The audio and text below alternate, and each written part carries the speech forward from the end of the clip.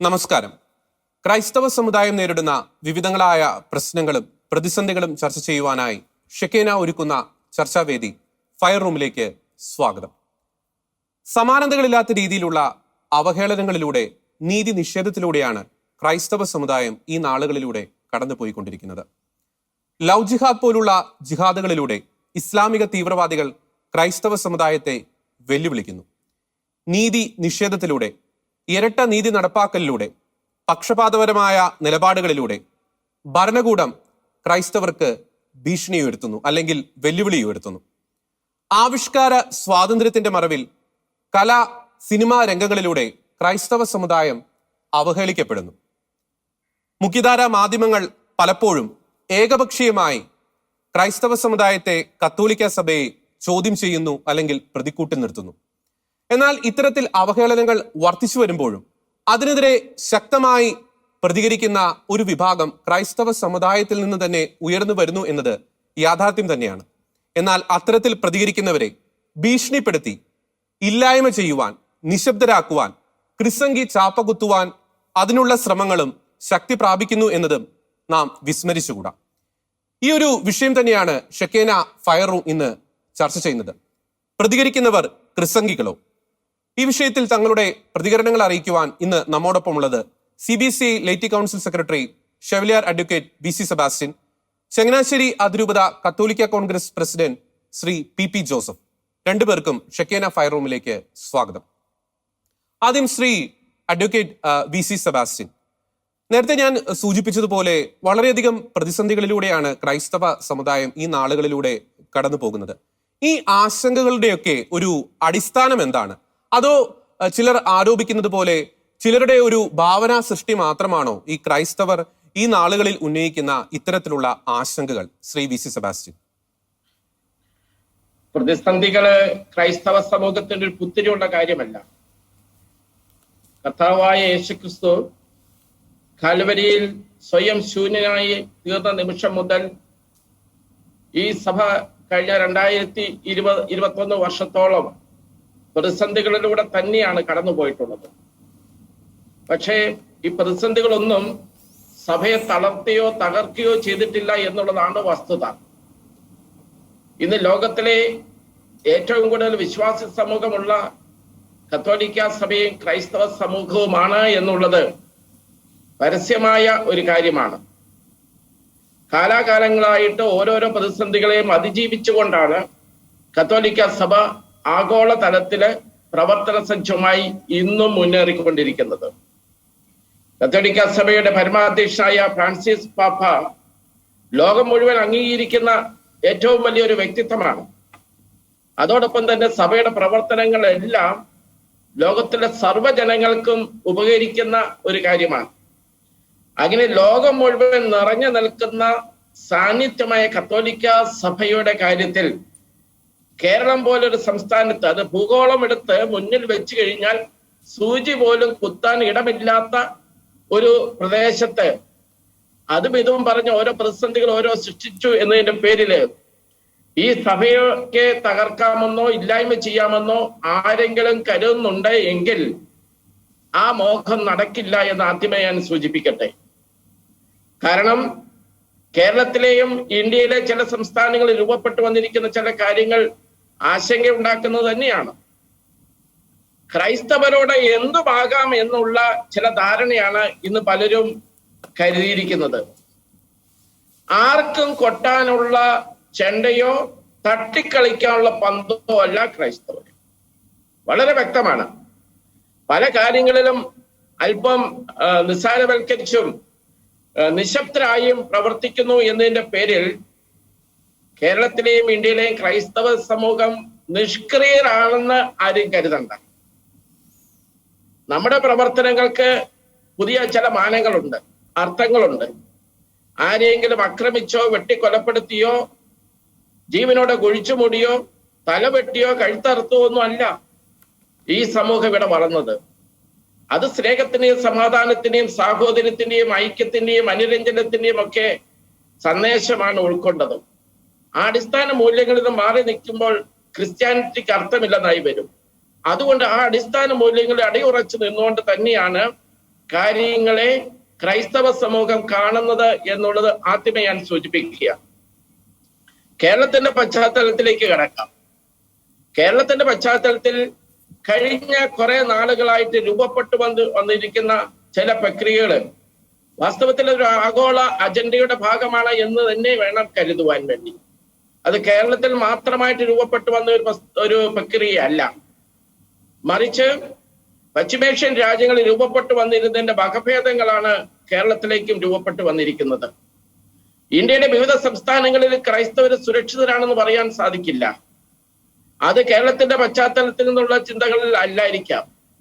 തൊട്ടടുത്തുള്ള കർണാടകത്തിലും ഉത്തരേന്ത്യൻ സംസ്ഥാനങ്ങളിലും ക്രൈസ്തവർ ഭീഷണി നേരിടുന്നുണ്ട്. ഈ അടുത്ത ദിവസം വരെയും കർണാടകത്തിൽ വലിയ വലിയ പ്രശ്നങ്ങൾ രൂപപ്പെട്ടു വന്നിട്ടുണ്ട്. മതപരിവർത്തന നിരോധന ബില്ലുകളൊക്കെ രൂപീകരിച്ചുകൊണ്ട് വിവിധ സംസ്ഥാനങ്ങള് ലക്ഷ്യമിടുന്ന ഒരു വിഭാഗം ക്രൈസ്തവരാണ് എന്നുള്ളത് പരമാർത്ഥവും നമ്മൾ വിസ്മരിച്ചുകൂടാ. അങ്ങനെ ഇന്ത്യയുടെ ഇതര സംസ്ഥാനങ്ങളിലും ലോകത്താകമാനയും രൂപപ്പെട്ടു വന്നിരിക്കുന്ന ക്രൈസ്തവർക്ക് നേരെയുള്ള അക്രമങ്ങള്, ക്രൈസ്തവരെ പ്രതിസന്ധിയിലാക്കാനുള്ള ശ്രമങ്ങള്, അതിന്റെ ഒരു വകഭേദവും രൂപമാറ്റവുമാണ് കേരളം പോലെയുള്ള സംസ്ഥാനത്ത് ഇപ്പോൾ കണ്ടുകൊണ്ടിരിക്കുന്നത് എന്നുള്ളതാണ് യാഥാർത്ഥ്യം. പല കേരളത്തിന്റെ പശ്ചാത്തലത്തിലേക്ക് മാത്രം ഞാനൊന്ന് കണ്ണോടിക്കാം. ഇന്നലകളിലേക്ക് പോകുമ്പോൾ വലിയ ചരിത്ര പശ്ചാത്തലമുണ്ട് നമ്മുടെ പ്രവർത്തനങ്ങൾക്ക്, ക്രൈസ്തവ സഭയുടെ പ്രവർത്തനങ്ങൾക്ക്. ഒരു നവോത്ഥാന മുന്നേറ്റം കേരളത്തിൽ സാധ്യമാക്കിയത് ക്രൈസ്തവ മിഷണറിമാരിലൂടെയാണ് എന്നുള്ളത് ചരിത്രം അറിയാവുന്നവർക്കെല്ലാം അറിയാം. പക്ഷെ ഇവിടെ സംഭവിച്ചുകൊണ്ടിരിക്കുന്നത് ആ ചരിത്രത്തെ പോലും വളച്ചൊടിച്ചുകൊണ്ട് ക്രൈസ്തവ സമൂഹത്തെ നിരന്തരം ആക്രമിക്കുന്ന ഒരു പ്രക്രിയ ഈ അടുത്ത കാലങ്ങളായിട്ട് രൂപപ്പെട്ടു വന്നിരിക്കുന്നു. അത് ഞാൻ പണ്ട് ഈ ചാനലിൽ കൂടെ തന്നെ സൂചിപ്പിച്ച ഒരു KK ഓപ്പറേഷന്റെ ഭാഗമായിട്ടാണ് എന്ന് ഞാൻ കരുതുകയാണ്. KK ഓപ്പറേഷൻ എന്ന് പറഞ്ഞു കഴിഞ്ഞാൽ കാശ്മീരിൽ മുതൽ കന്യാകുമാരി കേരള വരെയുള്ള ഓപ്പറേഷൻ KK, കാശ്മീർ കേരള. കാശ്മീരിലെ ഏതാണ്ട് ഒരു സമാധാന അന്തരീക്ഷത്തിലേക്ക് വന്നു. അപ്പോൾ അവിടെ ഉണ്ടായിരുന്ന പല ഭീകര പ്രസ്ഥാനങ്ങളുടെയും ശാഖകളും രൂപങ്ങളും രൂപമാറ്റം വരുത്തി കേരളത്തിലേക്ക് വന്നിരിക്കുകയാണ്. അതോടൊപ്പം തന്നെ കേരളത്തിന്റെ വിവിധ മേഖലകളിലേക്ക് അത് വ്യാപിച്ചിരിക്കുകയും കൂടിയാണ്. ഇപ്പോഴും സമസ്ത മേഖലകളിലും ഇതിന്റെ ചില ചലനങ്ങൾ ഇപ്പൊ രൂപപ്പെട്ടു വന്നിരിക്കുകയാണ്. വലിയൊരു ഭീഷണിയാണ് ഇവിടെ നേരിടാൻ പോകുന്നത്. കേരളത്തിൽ ഇങ്ങനെ മാറ്റം ഉണ്ടാകുന്നു, ഇങ്ങനെ ചില പ്രസ്ഥാനങ്ങൾ രൂപപ്പെട്ടു വരുന്നു എന്ന് പറയുന്നത് VC സെബാസ്റ്റ്യൻ മാത്രമല്ല, കേരളത്തിലെ മുൻ മുഖ്യമന്ത്രി VS അച്യുതാനന്ദൻ വരെ അക്കമിട്ട് പറഞ്ഞിട്ടുള്ള കാര്യമാണ്. AK ആന്റണി 2003 ഇത് ആവർത്തിച്ചിട്ടുള്ള കാര്യമാണ്.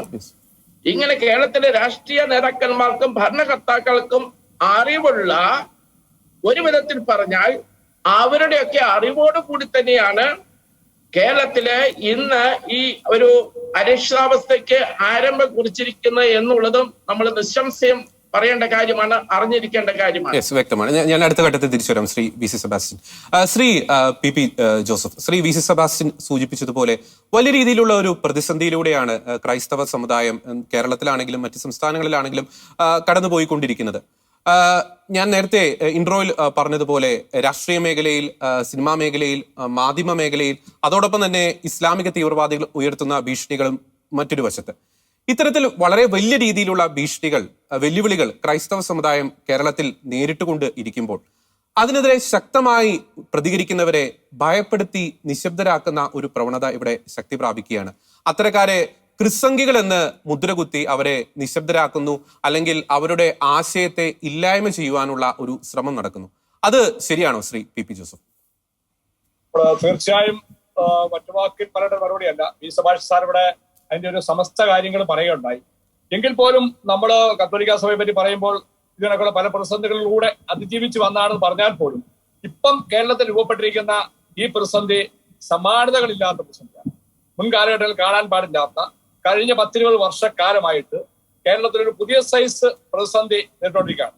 ക്രൈസ്തവ ആദ്യമായിട്ട് ഒരു സന്യാസത്തെ ആക്ഷേപിക്കാൻ തുടങ്ങി, അത് കഴിഞ്ഞപ്പോൾ അവർ വൈദികരിലേക്ക് വന്നു, ഇപ്പം പയ്യെ അൽബായരിലേക്ക്, അതായത് ക്രൈസ്തീയ വിശ്വാസം ഇവിടെ ഇല്ലാതെയാക്കി.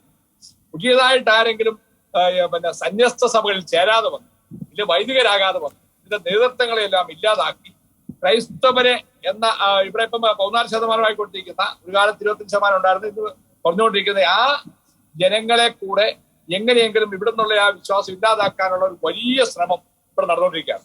അതിന് പല രീതിയിലുള്ള പല സൈസ് ആൾക്കാരെ ഉണ്ട്. ഏറ്റവും അടുത്ത കാലത്താണ് നമ്മൾ കാണുന്ന പണ്ടൊക്കെ പറയുമായിരുന്നു സത്യം പറയുന്നവരെ നമ്മൾ കമ്മ്യൂണിസ്റ്റ് വിളിക്കുക. ഇപ്പൊ ആരെങ്കിലും സത്യം പറഞ്ഞാൽ അവരെ വിളിക്കുന്നത് പ്രസംഗി എന്നാണ്.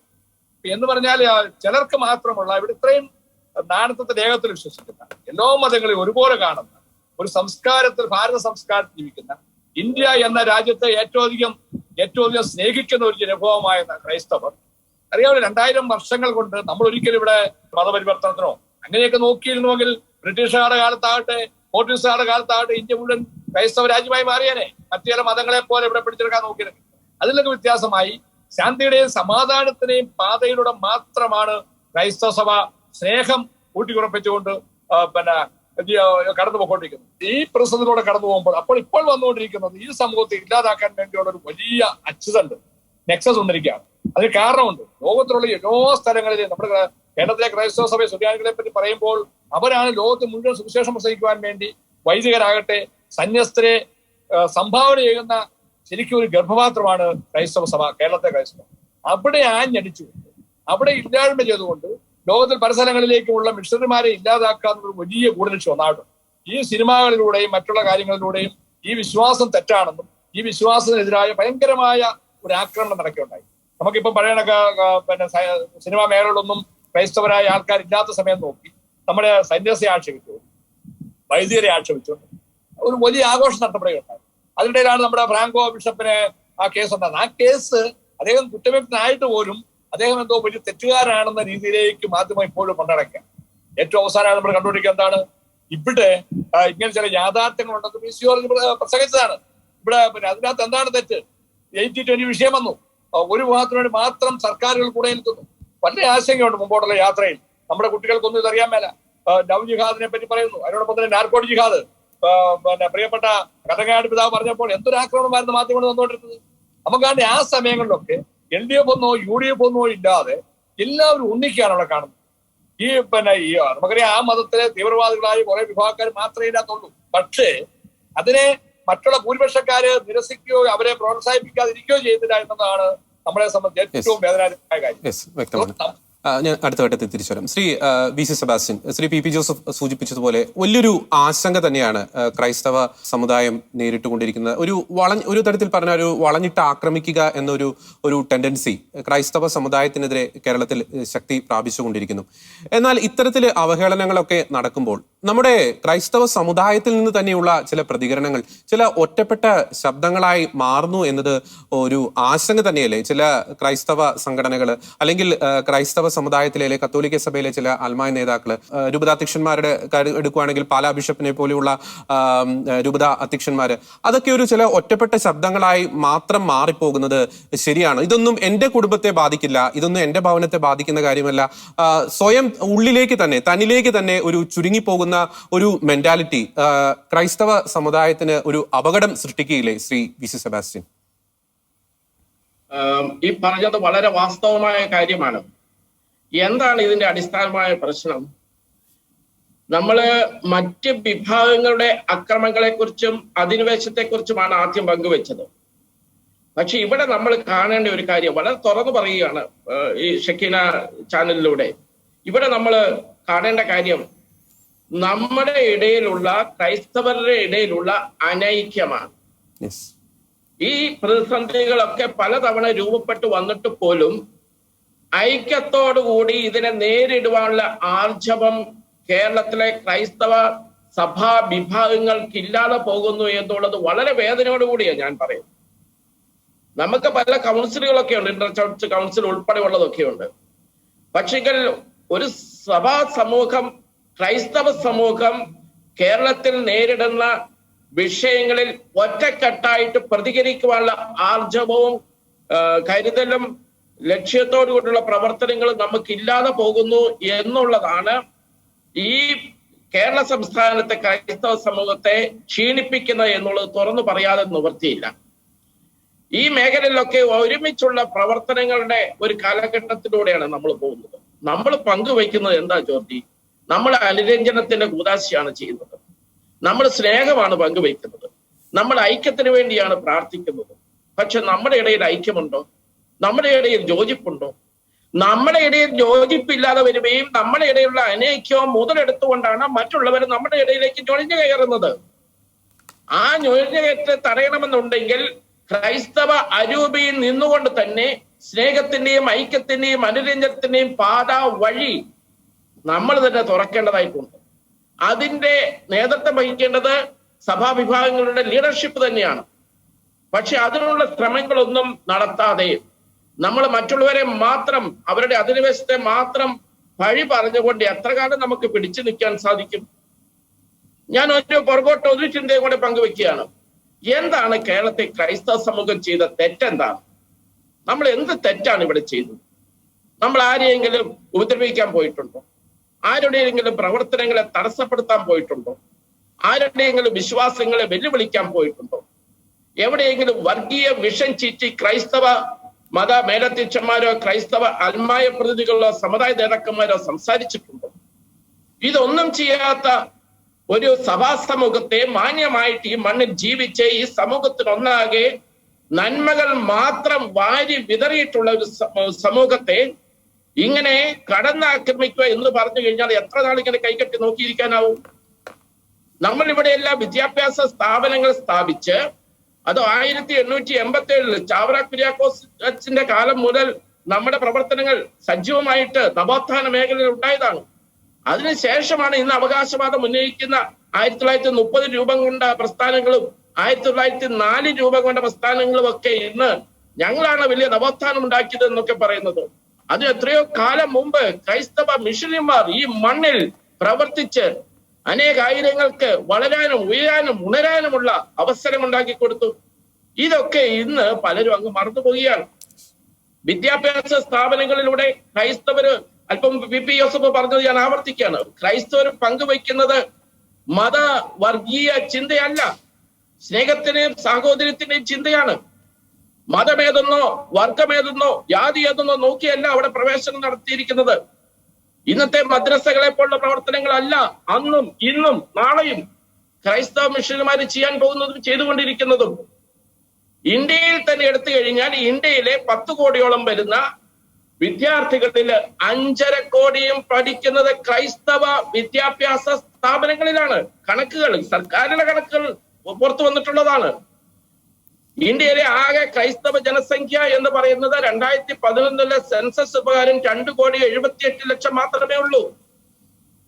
നമ്മുടെ കേരളത്തിലെ തന്നെ വിദ്യാഭ്യാസ സ്ഥാപനങ്ങള് കേരളം ഒരു സാക്ഷര സമൂഹമാണെന്ന് പറഞ്ഞ് നമ്മൾ ഊറ്റം കൊള്ളാറുണ്ട്. എങ്ങനെയാണ് സാക്ഷര സമൂഹമായത്? ഇവിടുത്തെ ക്രൈസ്തവ സമൂഹത്തിന്റെ സംഭാവന ഒന്നുകൊണ്ട് മാത്രമാണ് കേരളം ഒരു സാക്ഷര സമൂഹമായത് എന്നുള്ളത് ആർക്കാ തർക്കമുള്ളത്? കേരളത്തിലെ വിദ്യാഭ്യാസ സ്ഥാപനങ്ങളിലേക്ക് വന്നിരുന്ന വിവിധ മതസ്ഥരെ വിശുദ്ധ ഗ്രന്ഥം പഠിപ്പിച്ചുകൊണ്ട് മതപരിവർത്തനം നടത്തിയിരുന്നു കത്തോലിക്കരെ, ക്രൈസ്തവരെങ്കിൽ കേരളം ഒരു ക്രൈസ്തവ സംസ്ഥാനമായിട്ട് മാറുമായിരുന്നു. പക്ഷെ അതല്ല. അങ്ങനെ ഓടി ആർക്കെങ്കിലും കയറി വരാവുന്ന ഒരു സ്ഥലവുമല്ല കത്തോലിക്ക സഭയും ക്രൈസ്തവ സമൂഹവും ഒക്കെ, ക്രൈസ്തവ സഭകളും ഒക്കെ. അതിൻ്റെതായ രീതികളുണ്ട്. ഇങ്ങനെ വിവിധങ്ങളായ മേഖലകളിൽ ആരോഗ്യ മേഖലയ്ക്ക് ക്രൈസ്തവ സമൂഹം നൽകുന്ന സംഭാവനയ്ക്ക് പകരം വെക്കുവാൻ വേണ്ടി സർക്കാർ സംവിധാനം എന്താണുള്ളത്? ആതുര ശുശ്രൂഷ രംഗം തന്നെ എടുക്കുക.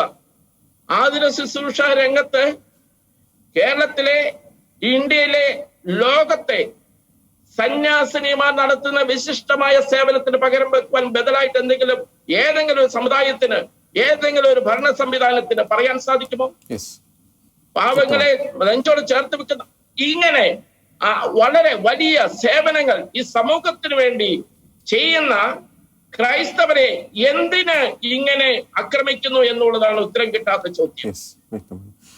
വളരെ പ്രസക്തമായ ഒരു ആശങ്കയും ഒരു വേദനയും തന്നെയാണ് ശ്രീ VC സെബാസ്റ്റ്യൻ പങ്കുവച്ചത്. വളരെയധികം ഈ കേരളത്തിന് വേണ്ടിയിട്ട്, ഈ സമൂഹത്തിന് വേണ്ടിയിട്ട് വളരെയധികം സംഭാവനകൾ ചെയ്ത ഈ ക്രൈസ്തവ സമുദായത്തെ ഇത്രമാത്രം വളഞ്ഞിട്ട് ആക്രമിക്കുന്നു, എന്ത് തെറ്റ് തന്നെയാണ് ചെയ്തത് എന്ന പ്രസക്തമായ ഒരു ആശങ്ക തന്നെയാണ് ശ്രീ VC സെബാസ്റ്റ്യൻ പങ്കുവച്ചത്. ശ്രീ PP ജോസഫ്, പലപ്പോഴും ഈ ക്രൈസ്തവ സമുദായം നേരിടുന്ന വെല്ലുവിളികൾക്കെതിരെ പ്രതികരിക്കുന്നവർ വേദനയോടെ പങ്കുവയ്ക്കുന്ന ഒരു കാര്യമാണ്. ഒരു ഉദാഹരണം പറയുകയാണെങ്കിൽ, ലവ് ജിഹാദിനെതിരെ പോരാടുന്നവർ അവർ പലപ്പോഴും പറയുന്നുണ്ട്, ഇപ്പോഴും കേരള സഭയിൽ അല്ലെങ്കിൽ ക്രൈസ്തവ സമുദായത്തിൽ തന്നെയാണെങ്കിൽ ലവ് ജിഹാദ് ഒരു യാഥാർത്ഥ്യമല്ല, ഒരു സങ്കല്പം മാത്രമാണെന്ന് ചിന്തിക്കുന്നവരുടെ എണ്ണം വളരെ കൂടുതലാണ്. അതോടൊപ്പം തന്നെ ക്രൈസ്തവ സമുദായം നേരിടുന്ന പല വെല്ലുവിളികളും പ്രതികരിക്കുന്നവരെ അവരുടെ ഒരു കോൺഫിഡൻസ് തകർത്ത് കളയുന്ന ഒരു മെന്റാലിറ്റിയാണ്. നമ്മൾ കുറെ കൂടി നമ്മുടെ ഒരു ബോധവൽക്കരണം, നാം നേരിടുന്ന വെല്ലുവിളികളെ കുറിച്ച് നമ്മുടെ യുവതി യുവാക്കന്മാരെ, നമ്മുടെ കുടുംബങ്ങളെ, നമ്മുടെ സന്യസ്തരെ ഒക്കെ കുറെ കൂടി നമ്മൾ ബോധവൽക്കരിക്കുവാനുള്ള ഒരു ശ്രമങ്ങൾ ശക്തിപ്പെടുത്തേണ്ടതല്ലേ? മറിച്ച് ഇത്തരത്തിൽ ശക്തമായി പ്രതികരിക്കുന്നവരെ ഒരു ക്രിസംഗി ചാപ്പ കുത്തി അവരെ നിരുത്സാഹപ്പെടുത്തുന്നതും ഈ ക്രൈസ്തവ സമുദായത്തിന്റെ ശത്രുക്കളുടെ ഒരു ഗൂഢ അജണ്ട തന്നെയല്ലേ ശ്രീ പി ജോസഫ്? പ്രണയ വിഭാഗങ്ങളെല്ലാം പണ്ടും ഉണ്ടായിട്ടുണ്ട്, എക്കാലം ഉണ്ടായിട്ടുണ്ട്, നാളെയും നടക്കും. അതിലാരും ഇവിടെ എതിരുമല്ല. ഇവിടെ സംഭവിച്ചുകൊണ്ടിരിക്കുക എന്താണ്?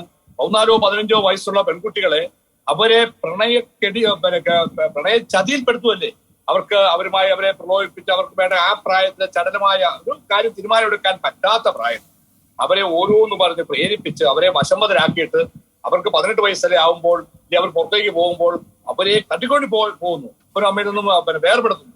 അതിനുശേഷം അവരെ മതം മാറി വരികയും ഒരു കുറച്ച് നാളിന് ശേഷം ചിലപ്പോൾ ഒരു പ്രസംഗിച്ചു വരാം, അതിനുശേഷം അവരെ എല്ലാം സ്ത്രീയിലേക്ക് കടത്തുന്ന ഒരു വലിയ സാഹചര്യം നിലനിൽക്കുന്നു. കഴിഞ്ഞ ദിവസം നമ്മൾ കണ്ടാണല്ലോ ജനം TV പുറത്തുവിട്ട ഒരു ക്ലബ് ഹൗസ് എങ്ങനെയാണ് ഇതിനെ പ്രേരിപ്പിക്കുന്നത് കാണിച്ചത്. ഇതുപോലെ കണ്ടപ്പോൾ നമ്മളൊക്കെ ഞെട്ടിപ്പോവാണ്. കേരള സമൂഹം തന്നെ ഞെട്ടുകയാണ് ഇതൊക്കെ കണ്ടുകൊണ്ട്. എന്നിട്ട് നിയമപരമായിട്ട് ലവ് ജിഹാദ് എന്നുള്ള സാധനം നിയമത്തിൽ IPC എഴുതി വെച്ചിട്ടില്ല.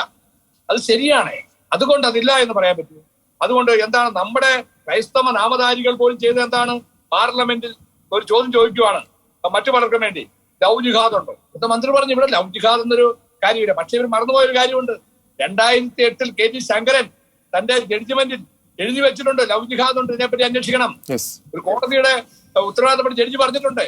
നമുക്കറിയാം ജസ്ന മോദിനെ ഇങ്ങോട്ട് നോക്കിക്കഴിഞ്ഞാൽ ജോസ്ന വരെയുള്ള നിരവധി ആൾക്കാർ ഇങ്ങനെ പ്രണയ ചതിയിൽപ്പെട്ടു പോയവരല്ലേ.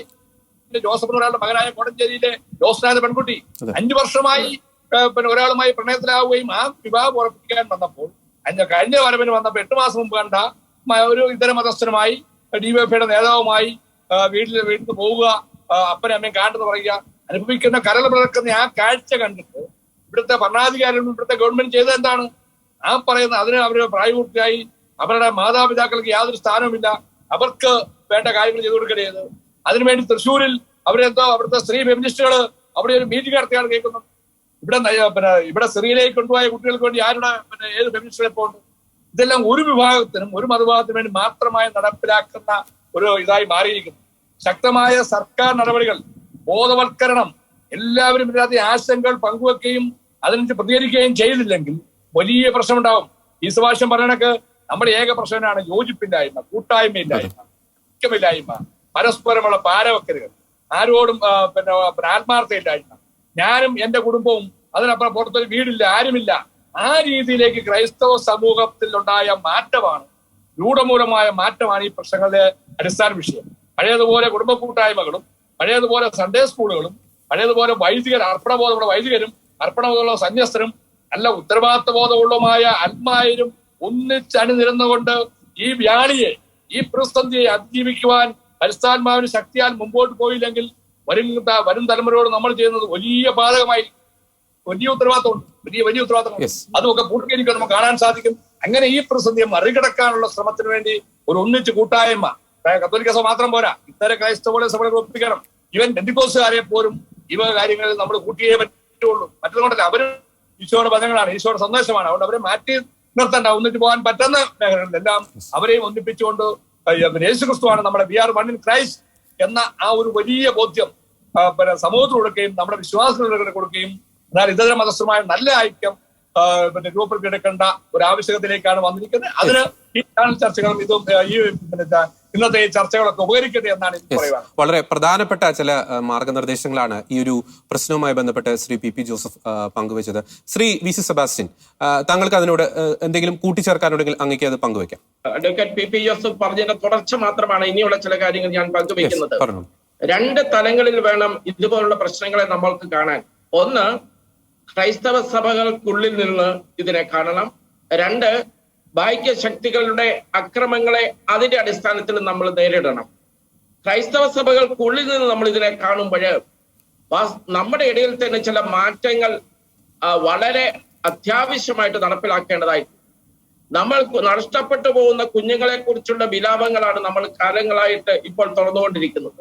എങ്ങനെയാണ് ഈ കുഞ്ഞുങ്ങൾ നഷ്ടപ്പെട്ടു പോകുന്നത്? നമ്മുടെ കുടുംബ ബന്ധങ്ങളുടെ ആഴം എങ്ങനെയാണ്? ജന്മം നൽകി വളർത്തി വലുതാക്കി ഈ മാതാപിതാക്കളെയും വളർന്നു വിശ്വാസത്തെ തള്ളിപ്പറയുന്ന രീതിയിൽ ഒരു കുട്ടി മാറുന്നുണ്ടെങ്കിൽ അതിന്റെ അടിസ്ഥാന കാരണം നമ്മൾക്കുള്ളിൽ തന്നെ അല്ലേ എന്ന് നമ്മൾ ആത്മശോധന ചെയ്യുന്നത് വളരെ നല്ലതായിരിക്കും. കാരണം ആ കുഞ്ഞിനെ വിശ്വാസത്തിന്റെ അടിത്തറയില് ഊന്നി നിന്നുകൊണ്ട് മുന്നോട്ട് പോകുവാനും ജീവിക്കുവാനും ജീവിതമാർഗം കാണിച്ചു കൊടുക്കുവാനും നമുക്ക് സാധിച്ചില്ല എന്നുള്ള ഒരു പരാജയവും നമ്മുടെ ഭാഗത്തുനിന്ന് ഉണ്ടാകാം. ഇനി അത് കുടുംബങ്ങളുടെ അടിസ്ഥാനപ്പെടുത്തി നമ്മുടെ വലിയ ശുശ്രൂഷ മേഖലകൾ, ഞാൻ നേരത്തെ സൂചിപ്പിച്ച വിദ്യാഭ്യാസ ആതുര ശുശ്രൂഷ മേഖലകളൊക്കെ ഉണ്ട്. നമ്മുടെ വിദ്യാഭ്യാസ സ്ഥാപനങ്ങളായിരിക്കും ഇനിയുള്ള നാളിൽ ഏറ്റവും വലിയ പ്രതിസന്ധിയിലേക്ക് നീങ്ങാൻ പോകുന്നത്. നമ്മൾ കാണുന്നത് മദ്യത്തിന്റെ ഉപയോഗം വർദ്ധിക്കുന്നു. മയക്കുമരുന്നിന്റെ ഇടത്താവളമായിട്ട് ഏറ്റവും വലിയ കേന്ദ്രമായിട്ട് കേരളം മാറുന്നു. പഞ്ചാബായിരുന്ന ഒരു കാലഘട്ടത്തില് മയക്കുമരുന്നിന്റെ വലിയ കേന്ദ്രമായിട്ട് അറിയപ്പെട്ടിരുന്നു ഇന്ത്യയിൽ. പക്ഷെ അതിനെയും ഓവർടേക്ക് ചെയ്തുകൊണ്ട് കേരളമാണ് ഇപ്പോൾ മുന്നിൽ. ഇതെല്ലാം ചെന്നെത്തുന്നത് ഒരു യുവതലമുറയിലേക്കാണ്. അതാണ് അടിസ്ഥാന കാരണം. അത് ചെന്നെത്തുന്നതോ പ്രധാനമായിട്ടും ക്രൈസ്തവ വിദ്യാഭ്യാസ സ്ഥാപനങ്ങളിലേക്കാണ് എന്നുള്ളത് വൈകിയ വേളയിലെങ്കിലും നമ്മൾ തിരിച്ചറിയണം. തീവ്രവാദ പ്രസ്ഥാനങ്ങളുടെ കേന്ദ്രമായിട്ട് കേരളത്തിലെ വിദ്യാഭ്യാസ സ്ഥാപനങ്ങൾ മാറിക്കൊണ്ടിരിക്കുന്നു എന്ന ദയനീയ സ്ഥിതി ഞാൻ മാത്രമല്ല, CPM ഇന്ന് നാട് ഭരിക്കുന്ന പാർട്ടിയുടെ കഴിഞ്ഞ സമ്മേളനത്തിന് മുമ്പായി ഇറക്കിയിരിക്കുന്ന രേഖയിൽ പോലും വളരെ വ്യക്തമായിട്ട് പറഞ്ഞിരിക്കുമ്പോഴേ ഈ യാഥാർത്ഥ്യത്തെ തള്ളി പറഞ്ഞുകൊണ്ട് ആർക്ക് മുന്നോട്ട് നീങ്ങാനാകും? ഇങ്ങനെയുള്ള അപകടം നിറഞ്ഞ ഒത്തിരിയേറെ മേഖലകളാണ് ഇപ്പോൾ സംജാതമായിട്ടിരിക്കുന്നത്. സർക്കാർ മേഖലയിൽ നിന്ന് ക്രൈസ്തവ പ്രാതിനിധ്യം ഇന്ന് നിർജ്ജീവമായിരിക്കുകയാണ്. ഇവിടെ സൂചിപ്പിച്ചതുപോലെ മാധ്യമ മേഖലയിൽ നമ്മൾ പുറകോട്ട് പോയിരിക്കുകയാണ്. വ്യവസായ വ്യാപാര രംഗത്ത് നമ്മുടെ സാധ്യതകൾ മങ്ങിയിരിക്കുകയാണ്. ക്രൈസ്തവർ ഏറ്റവും കൂടുതൽ ബന്ധപ്പെട്ടുകൊണ്ടിരുന്ന കാർഷിക മേഖല ഇന്ന് ദാരിദ്ര്യത്തിന്റെ മേഖലയായിട്ട് മാറിയിരിക്കുകയാണ്. ഭൂമാഫിയകള് കർഷക ഭൂമി കയ്യേറിക്കൊണ്ടിരിക്കുന്ന അവസരവുമാണ്. FT ഭീഷണികളിലൂടെ കർഷകർ ആത്മഹത്യ ചെയ്യുന്ന ഒരു സാഹചര്യമാണ്. ഇതെല്ലാം ആത്യന്തികമായി ചെന്ന് പറ്റുന്നത് ഓരോ സമുദായത്തിലെ ജനവിഭാഗത്തിനാണ് എന്നുള്ള തിരിച്ചറിവ് ഇനിയെങ്കിലും നമുക്കുണ്ടാകണം. ഈ അനുഭവത്തിലേക്ക് കടന്നു വന്നതിന്റെ കാരണം ഒരു സംഘടിത നീക്കം നമുക്കെതിരെ രൂപപ്പെടുന്നു എന്നുള്ളതാണ്. ഇതിനെ പ്രതികരിക്കേണ്ടതും ഇതിനെ എതിർക്കേണ്ടതും ആക്രമിച്ചുകൊണ്ടോ മറ്റ് പ്രശ്നങ്ങൾ കൂടുതൽ രൂക്ഷമാക്കിക്കൊണ്ടോ അല്ല, മറിച്ച് നമ്മുടെ ഇടയിലുള്ള ഐക്യം, നമ്മുടെ ഇടയിലുള്ള പോരായ്മകൾ തിരുത്തി ഐക്യം ഊട്ടിയുറപ്പിച്ച് അനുരഞ്ജനവും സ്നേഹവും പങ്കുവെച്ച് നമുക്ക് നീങ്ങാൻ സാധിച്ചാൽ മാത്രമേ സാധിക്കുകയുള്ളൂ. നമ്മുടെ വിദ്യാഭ്യാസ സ്ഥാപനങ്ങളുടെ ഉദ്ദേശശുദ്ധി എന്ന് പറയുന്നത് വിശ്വാസ പ്രഘോഷണമാണ്, ഇവാഞ്ചലൈസേഷൻ ആണ് എങ്കിൽ ആ പ്രക്രിയയിൽ നമ്മൾ എത്രമാത്രം നീതി പുലർത്തുന്നു എന്നുള്ളതിനെ കുറിച്ചുള്ള ആത്മശോധന വേണം. നമ്മുടെ കുടുംബങ്ങളെ വിശ്വാസത്തിന്റെ തലങ്ങളിൽ കൂട്ടിയിണക്കിക്കൊണ്ട് ശക്തിപ്പെടുത്തിക്കൊണ്ട് പോകുവാൻ നമുക്ക് സാധിക്കുന്നില്ല എന്ന് നമുക്ക് ബോധ്യപ്പെട്ടിരിക്കുമ്പോൾ അതിനുള്ള തിരുത്തലുകൾ നമുക്ക് വേണം. അങ്ങനെ ഉണ്ടെങ്കിൽ വിവിധ സഭാ വിഭാഗങ്ങൾ തമ്മിൽ ഒരുമിച്ച് പൊതുവായ പ്രശ്നങ്ങൾ, ലിറ്റർജി പോലുള്ള കാര്യങ്ങൾ വ്യത്യസ്തത ഉണ്ടാക്കാം, അനുഷ്ഠാനങ്ങളിൽ വ്യത്യാസത ഉണ്ടാകാം. പക്ഷെ ക്രിസ്തുവിൽ ഒന്നിച്ചിരിക്കുന്ന ഒരു സമൂഹം അവര് പൊതുവായിട്ട് നേരിടുന്ന പ്രശ്നങ്ങളിൽ ഐക്യത്തോടെ, സ്നേഹത്തോടെ, ഒരുമയോടെ, സ്വരുമയോടെ നീങ്ങുന്നില്ല എങ്കിൽ വളരെ തെളിച്ചു പറയാം, കേരളത്തിലെ ക്രൈസ്തവ സമൂഹം അനധിവിദൂര ഭാവിയിൽ ചരിത്രത്തിന്റെ ഭാഗമാകുന്നുള്ള യാതൊരു സംശയവുമില്ല. ഇങ്ങനെയുള്ള പ്രതിസന്ധികളും പ്രതിബന്ധങ്ങളും നമ്മളെ കണ്ണു തുറപ്പിക്കുന്ന അവസരമായിട്ട് മാറട്ടെ എന്നാണ് ഞാൻ പറയാനുള്ളത്. വളരെ വ്യക്തമാണ്. നമ്മുടെ പ്രോഗ്രാമിന്റെ ഒരു സമാപനത്തിലേക്ക് നമ്മൾ വരികയാണ്. വളരെ പ്രസക്തമായ ആശയങ്ങളും ആശങ്കകളും അതോടൊപ്പം തന്നെ വളരെ പ്രധാനപ്പെട്ട മാർഗനിർദ്ദേശങ്ങളുമാണ് ക്രൈസ്തവ സമുദായം ഈ അടുത്ത നാളുകളിൽ നേരിടുന്ന വെല്ലുവിളികളുമായി ബന്ധപ്പെട്ട് ഇന്നത്തെ ഷെക്കേന ഫയർ റൂം ചർച്ച ചെയ്ത്. പ്രതിസന്ധികൾ ശക്തി പ്രാപിക്കുമ്പോൾ ക്രിസ്തീയമായി പ്രതികരിക്കാൻ നാം ഒരിക്കലും ഭയപ്പെടരുത്. അതോടൊപ്പം തന്നെ ശ്രീ VC സെബാസ്റ്റ്യനും ശ്രീ PP ജോസഫും ചൂണ്ടിക്കാണിച്ചതുപോലെ ക്രൈസ്തവ സമുദായത്തിന്റെ ഉള്ളിലെ ഐക്യവും സ്നേഹവും കൂടുതൽ ശക്തി പ്രാപിക്കേണ്ടിയിരിക്കുന്നു. ഇതുതന്നെയാണ് ഈ ഒരു പ്രതിസന്ധിക്കുള്ള പരിഹാര മാർഗങ്ങൾ. ഇന്നത്തെ ഷെക്കേന ഫയർ റൂമിൽ വളരെ സജീവമായി പങ്കെടുത്ത Shri VC Sebastian, Shri PP Joseph, രണ്ടുപേർക്കും നന്ദി.